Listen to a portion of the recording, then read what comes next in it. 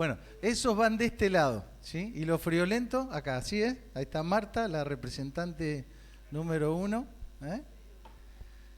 ¿eh? Y si no, traen tricota, polaina, ¿no? Polera, cuellito para sentarse de este lado.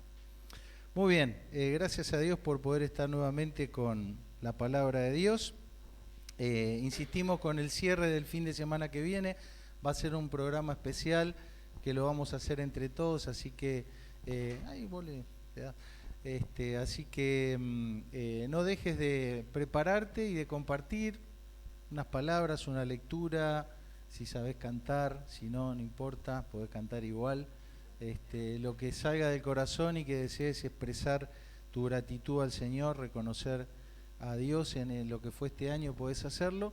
Y para los cierres de todas las actividades de los niños, donde siempre se hace un regalito, la golosina y demás, entonces también tenemos una oportunidad de colaborar. Ahí conectamos con Adriana, ¿sí?